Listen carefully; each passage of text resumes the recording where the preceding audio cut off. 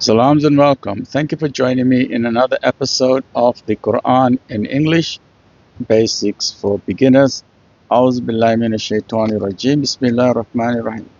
Right, so the first direction that Zulkarnain went was in the direction of west, the direction of the setting sun.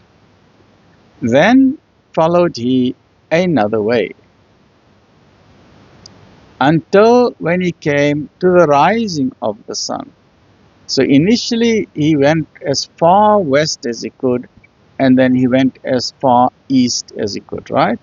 So until when he came to the rising of the sun, he found it rising on the people for whom we had provided no covering protection against the sun. Then followed he another way. He left them as they were. We completely understood what was before him. Until when he reached a tract between two mountains, he found beneath them a people who scarcely understood a word.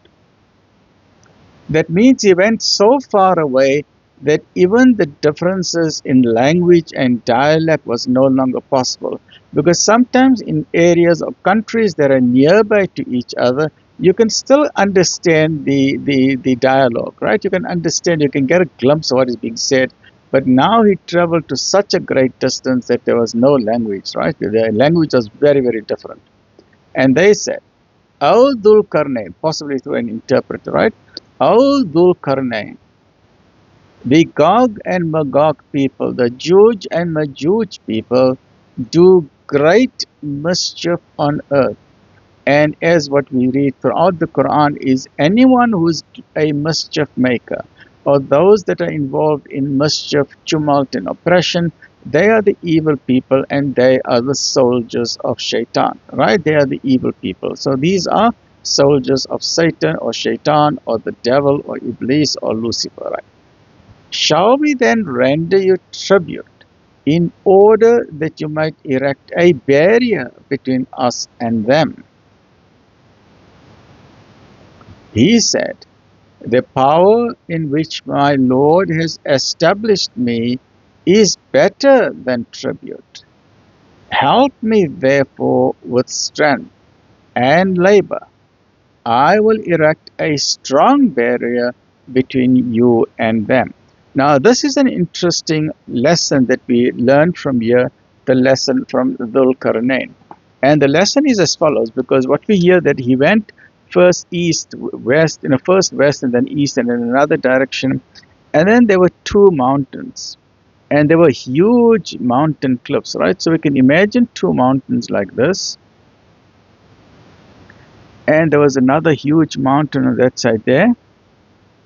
And these people were living at the foot of the mountain, right? They were living here at the foot of the mountain. And Zulkarnain came to meet them. And from the other side of this mountain, there were hordes of the Gog and Magog. They used to come through this gap between these two big mountains. So this is mountain number 1 and mountain number 2. And they asked Dhul Karnain for help. And probably they asked him for help because they saw his massive armies, right? Because Allah subhanahu wa ta'ala had given him tremendous power. So you can glimpse when this stranger army, thousands of people are coming with their weapons and so on. And then you realize that, you know what, this guy here is very, very powerful. He did not come to attack us. He just came to speak to us. But you know what, we need help. Let's ask him for help. So they asked Zulkarnain for help and they said, you know what, we'll even pay you money for it. And Zulkarnain said, my reward is from Allah. I don't need your money. I don't need any tributes. But what I do need, I need you to follow my instructions. I'm going to tell you what to do. Because you all are a lot of people. There's thousands of you guys here. I need muscle power. I need labor. So the difference here is that here are the people, thousands of people. They are being attacked by Gog and Magog and they can't do anything. And here Dhul Karnain comes. Right? Dhul Karnain. And what does Dhul-Qarnayn do? He gives them his knowledge. Look how beautiful this is. Because Dhul-Qarnayn has got knowledge of how to prevent the Gog and Magog people from attacking them. He's got knowledge, and he said, okay, because let us say, for example, you want to do a building or you want to construct something.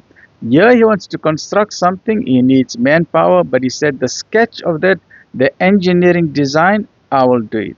I'm an engineer, I'm an architect, and I'm going to give you the solution. All that I want you guys to do is give me the labor and listen exactly to what I'm saying. And if you follow my instructions, then you will get what you want. That we will then together build the barrier that will be to your benefit, right? So this is where knowledge comes in. You see, one person with knowledge can save an entire community or an entire nation. And we saw in the previous example also with Musa alayhi salam and Khidr alayhi salam the importance of knowledge, because Khidr alayhi salam had far better or higher levels of knowledge than what Musa alayhi salam had as well, right? So once again, the theme of knowledge and the mystical themes of spiritual development and so on. Right now, he said, the power in which my Lord has established me is better than tribute. I don't want your money. Help me therefore with strength, because I know what to do, but I need your muscles. I need labor. So help me therefore with strength and labor. I will erect a strong barrier between you and them. So Dhul-Qarnayn already knows the solution in his head. He saw the two mountains, he walked around, he scouted that whole area, he looked at the geographical terrain, he then formulated a plan in his head, and he said, you know what, we can have a solution here, but I need manpower, right? So now he's going ahead with his plan. Bring me blocks of iron. At length, when he had filled up the space between the two steep mountain sides, he said, blow with your bellows. Then when he had made it red as fire, he said, bring me that I may pour over it molten lead. In other translations, it's saying molten copper. Doesn't matter, but there's a molten piece of metal. So this is what Dhul-Qarnayn is now doing. Here are the two mountains. So he said, bring me blocks of iron. And then he's building this. So imagine the construction work that was required here, right?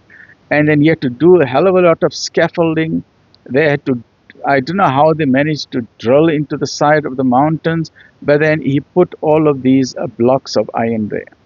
Huge blocks of iron right up into the side to cover that gap, right? So there were probably thousands and thousands and thousands of blocks of iron. It wasn't just one block of iron. The question now comes in, where did they get the blocks of iron? So probably nearby, there was probably a mine, and these people were probably miners, and they probably knew about the mine, a copper mine or a mine where there was iron. And then he said, okay, go into the mine now and get as much iron as you can. And they went there getting large chunks of iron. So once he had done that, now he needs to melt this, because he needs to put something else on that. And we know that to melt iron or copper or lead, you need a high temperature. So now the bellows are here. So he's putting all these bellows here, huge bellows, and they are blowing with the bellows. So all the bellows are here, huge, until the fire becomes very, very hot onto this whole wall here. When it is very, very hot, and meanwhile on these cauldrons, huge cauldrons like big, big eggs, he's boiling the lead in there or the copper, and this wood here is burning, burning, burning, and they're blowing the bellows, and the temperature is getting higher and higher. And the only way that the temperature can get higher is that if this is done underground, right? So they need to cover that with sand, and they need to ensure that it's getting hotter and hotter and hotter, and the heat doesn't escape. So it's a huge engineering project. It wasn't a simple thing. That is why these people did not have the intelligence to do it. This was like a first world industrial project. right? It was a mega project. It wasn't a simple thing. So they had to mine the iron blocks out. They had to get the lead blocks out. They had to get the copper or lead. They had to make sure that the temperature was very, very high, and they had to dig deep ground. They had to dig deep trenches, so that to ensure that the temperature must be very, very high. And that's the only way you're going to melt your copper or your lead. And you can cover that with sand. And meanwhile, the fire is getting hotter and hotter. The bellows are blowing the hot air, and it's getting hotter and hotter and hotter. Now, you think for a moment, you got boiling lead. You can get injured, you can get burning, you can get scalding. Now, imagine they must carry that big cauldrons of boiling copper or boiling lead, carry it up the mountain. Very, very difficult, not a joke. They had to carry it on this side of the mountain, and other teams had to carry it on that side of the mountain. You needed two teams. And then they must take these huge cauldrons, like these big digs, and they must now start pouring the copper, the melted lead, or the melted copper onto it, until this entire thing is now covered with melted lead or melted copper. Now think for a moment. Here you got amazing, huge, solid blocks of iron. You can think of the Egyptian pyramids, huge blocks, but these are not blocks of stone. These are blocks of iron, solid stuffs, right? And once the iron blocks are in place, over it is poured molten lead or molten copper. So some of them being poured over here, and the other team is pouring from here, right? Because you need two teams to do this, right? So the other team is pouring from here. So this whole thing now is covered with molten lead. Now, can you imagine what kind of gap there is? Now, here's our mountain. I don't know if you can see that. Let me just make our mountain clear.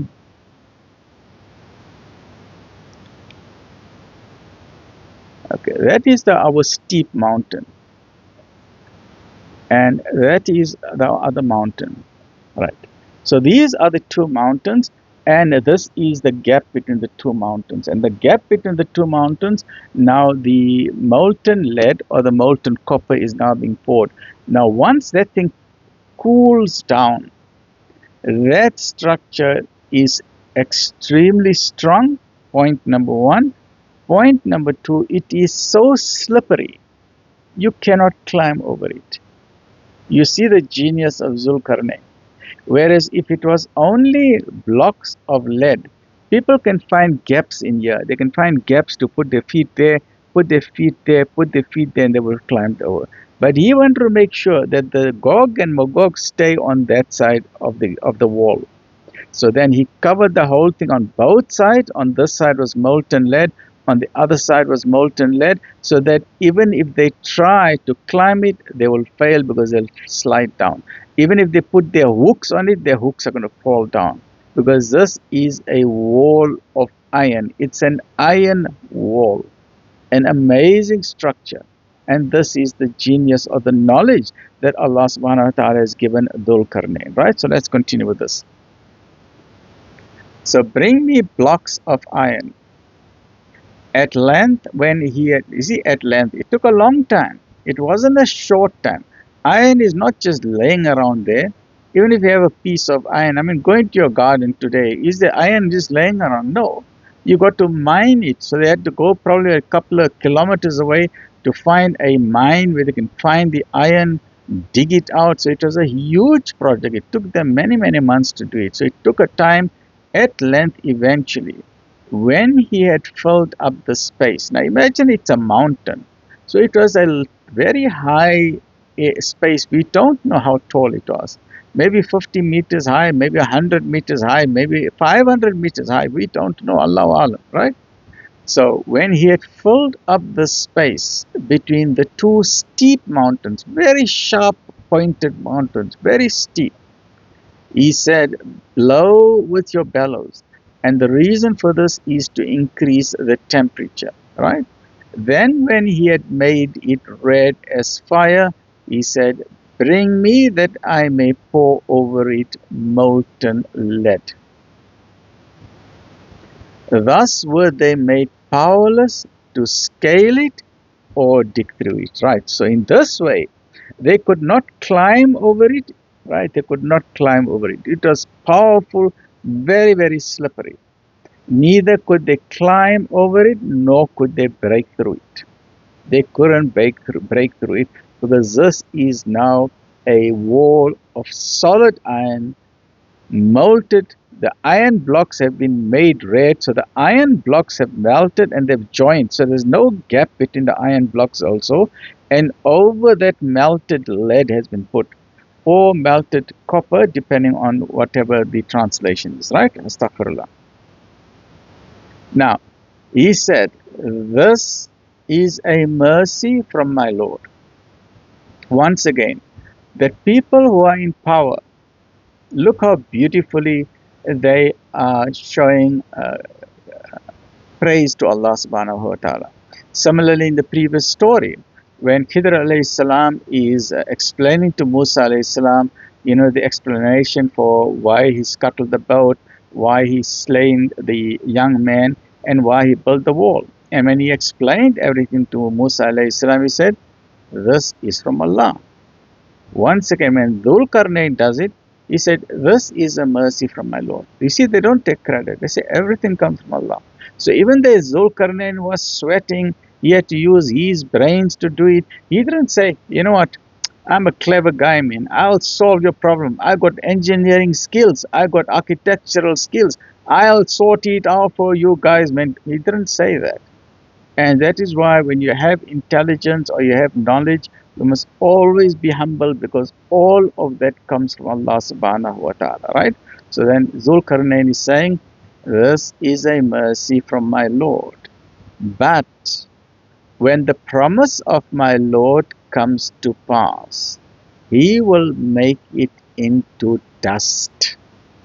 And the promise of my Lord is true. Now we don't know at which point Allah will make this into dust. It can happen before the day of Qiyamah, but we do know as a guarantee that when Israfil alayhi salam blows the trumpet, then everything will be turned to dust. Right? That we do know. Because the blowing of the trumpet will turn Mount Everest into dust.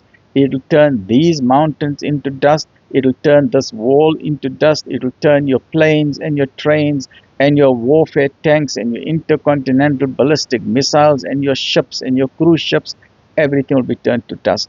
All the shopping malls will be turned to dust. All the casinos and all the houses and all the roads, everything will be turned to dust when Israfil alayhi salam blows his trumpet, right? That we know.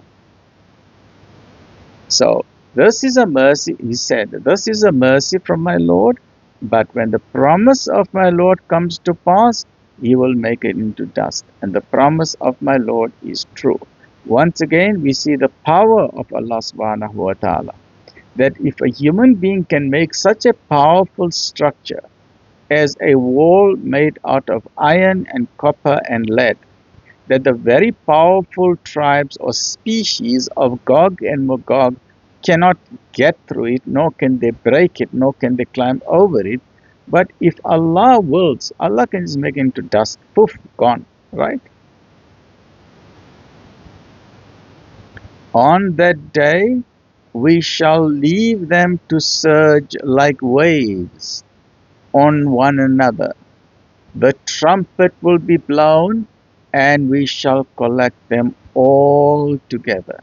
And that when the blowing of the trumpet happens, no one can escape the reality that every single human being on the face of the earth, whether you believe or you do not believe, everyone guaranteed will stand in front of the Supreme Creator of the heavens and the earth. Even the atheists will be gathered. And we shall present hell that day for unbelievers to see, all spread out. So on that day, when Israfil alayhi salam blows the trumpet, then on that day, the unbelievers will see hell. Stay well, look after yourself. Alhamdulillah.